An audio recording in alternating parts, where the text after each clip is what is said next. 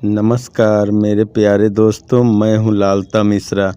आज मैं आपको एक ऐसी कथा सुनाने जा रहा हूँ मेरे प्यारे दोस्तों। एक ऐसे राम भक्त की कथा सुनाऊंगा जिसका अंतिम संस्कार करने के लिए हनुमान जी स्वयं आए थे। तो एक ऐसे ही व्यक्ति की, एक ऐसे ही संत की कथा सुनाने जा रहा हूँ मेरे प्यारे दोस्तों। राजस्थान राज्य में, राणा जी के राज्य में 6 भाई काम करते थे। उसमें से एक भाई घर पे रहता था, सबसे छोटा भाई, जिसका नाम कद्दू था। कद्दू अपने घर पे ही रहते थे और बचपन से ही भगवान श्री राम की भक्ति में ही डूबे रहते थे।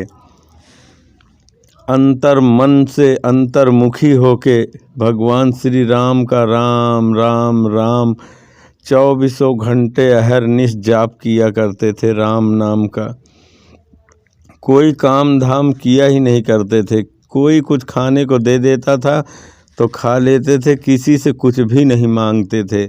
बस जहाँ होता, घर में ज़्यादा झगड़ा चलता, ज़्यादा आवाज़ें आती, ज़्यादा चिल्लपों होता, जंगल में चले जाते, आराम से वहीं जाके एकांत में बैठ के और राम राम राम राम नाम का सुमिरन किया करते थे कद्दू जी महाराज।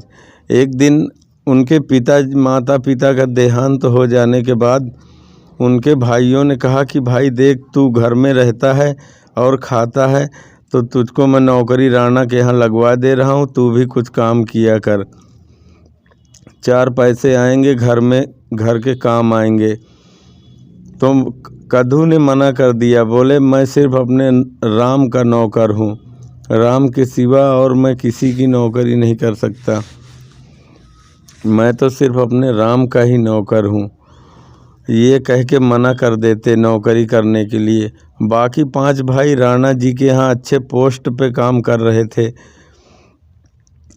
बहुत पैसे वाले थे। फिर भी एक व्यक्ति उनसे बर्दाश्त नहीं हो रहा था कि अरे ये तो खाली बैठा रहता है। साधु संत महात्माओं में ऐसा नहीं होता। बहुत सारे महात्मा होंगे, कमाएंगे, सब अपने अपने लिए खर्च करेंगे, लेकिन जो आश्रम का खर्चा होगा वो बड़े गुरुजी ही सारा उठाएंगे, कैसे भी उठाएं। लेकिन पारिवारिक जीवन में क्या होता है कि अगर 10 भाई कमा रहे हैं, एक नहीं कमा रहा, तो सारे व्यक्ति उसको ताने मारते हैं कि कुछ नहीं करता, पूरा दिन बैठे बैठे खा रहा, कोई एक को भी खिलाने को राजी नहीं है। तो उन्होंने कहा कि कद्दू महाराज ने कहा कि ठीक है, अगर तुम्हें लगता है कि मैं खाता हूँ और घर में रहता हूँ तो मैं आज से घर छोड़ के चला जा रहा हूँ बाहर। भाइयों को उन्होंने कह दिया मैं जा रहा हूँ। भाइयों ने कहा तुम जा तो रहे हो, उम्र होने को आई है तुम्हारी, कहाँ रहोगे, और अंत समय में आया, अगर मर गए तो कौन तुम्हारा अंतिम संस्कार करेगा, कौन तुम्हारी अंतिम क्रिया करेगा, मत जाओ, यहीं रहो। उन्होंने कहा कि अगर मैं मर गया तो जैसे तुम मर जाओगे तो तुम्हारे नाती पोते भाई बंधु तुम्हारा अंतिम संस्कार करेंगे, वैसे मैं भी जिस प्रभु श्री राम के भरोसे जा रहा हूँ, अब तो वही मेरी रक्षा करेंगे, वही मेरा पालन पोषण करेंगे। जहाँ रखेंगे वहाँ मैं रहूँगा प्रेम से, जो खिलाएंगे वो खाऊँगा, मेरे राम जी हैं। अपने राम का नाम लेके कद्दू जी घर से बाहर निकल गए। घर वाले तो सोचते थे कि ऐसे ही है, भूख लगेगी तो फिर आ जाएगा शाम को, लेकिन कद्दू जी तो परम बैरागी थे। बचपन से ही जो अंतर्मुखी होके राम नाम का जप करते थे, वो तो बैरागी थे ही, बस एक मौके की तलाश में थे। वो घर वालों ने दे दिया, सो घर छोड़ के चले गए। जब गए तो फिर कभी लौट के वापस आए ही नहीं कद्दू जी महाराज, और फिर जंगल में ही चले गए। वहाँ एक संत महात्मा की कुटिया थी, खाली पड़ी, उसी में रहने लगे और बस सीताराम राम राम सीताराम, बस यही भजन किया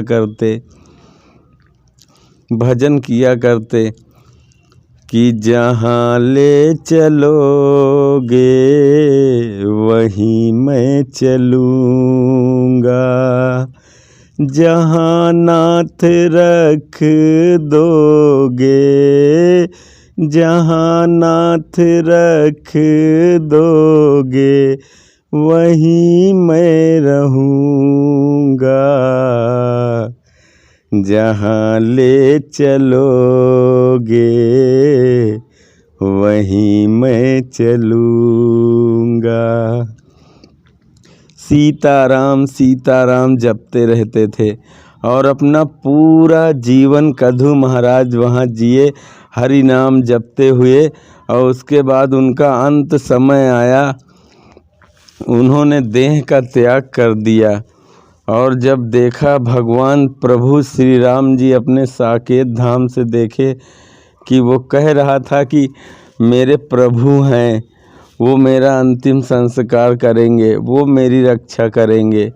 प्रभु ये देख के चिंतित हो गए, उनका मुख उदास होने लगा, कमल नयन की आंखें सजल होने लगी। तभी हनुमान जी महाराज उनके चरण दबा रहे थे। बोले, प्रभु आपके इस कमल मुखमंडल पे इतनी उदासी क्यों आ गई मेरे प्रभु?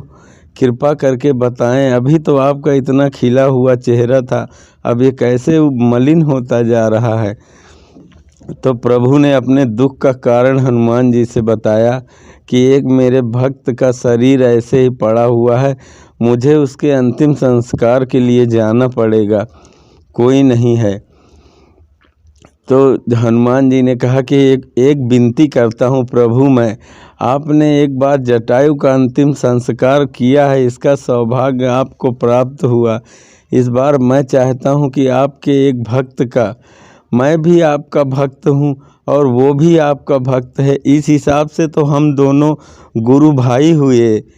जैसे वो आपको प्रभु मानता है, मैं भी आपको प्रभु, और इस हिसाब से हम दोनों भाई हुए। तो एक भाई के नाते मैं उसका संस्कार करने जाऊं? प्रभु अत्यंत प्रसन्न मन से बोले कि ठीक है हनुमान जी, चलो हम भी चलेंगे तुम्हारे साथ, तुम करना शास्त्रीय ढंग से विधिवत। और हनुमान जी महाराज तो परम वेद वेदांग में निपुण, सभी चीज़ों का ज्ञान है उनको। उन्होंने विधिवत ढंग से पूरा अंतिम संस्कार किया ले जाके।